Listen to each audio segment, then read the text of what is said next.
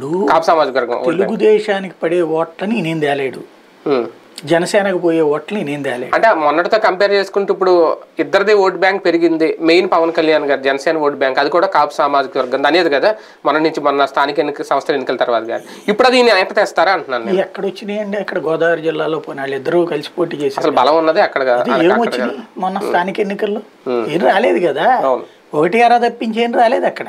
మళ్ళీ వైసీపీని డామినేట్ చేసి అదేంటంటే ఒక సైకలాజికల్ ప్రచారం అయిపోయింది. వాళ్ళు ఇద్దరు కలిసిపోయారు కాబట్టి అయిపోయింది, బూస్ట్ అయిపోతుంది, ఈస్ట్ అయిపోతుంది అనేది. ఇప్పుడు మన కనుక 2018లో తెలుగుదేశం వీళ్ళు కాంగ్రెస్ గెలిచిపోయారు కాబట్టి అయిపోయింది. అదంతా ఒక ఊహాజనితం. కాపులు ఇంతవరకు ఎటు క్లెయిమ్ చేసుకోవట్లేదు. ప్రాక్టికల్గా ఒక రకంగా చెప్పాలంటే ఈ పవన్ కళ్యాణ్ కూడా క్లెయిమ్ చేసుకోవట్లేదు కదా. ఆయన క్లెయిమ్ చేసుకోకుండా వాళ్ళు ఎందుకు క్లెయిమ్ చేసుకుంటారు? పవన్ ఎందుకు క్లెయిమ్ చేసుకోవట్లేదు? ఆయన ఓపెన్ గానే చెప్తున్నారు కదా, నేను కాపు నాయకుడిని. కాపు నాయకుడిని కాదు, లేకపోతే కాపులకి నేనే ఆశాదీపం. మీరు అందరూ పెద్దన్న పాత్ర పోషించండి అని చెప్పి ఆయన చెప్పారా లేదా?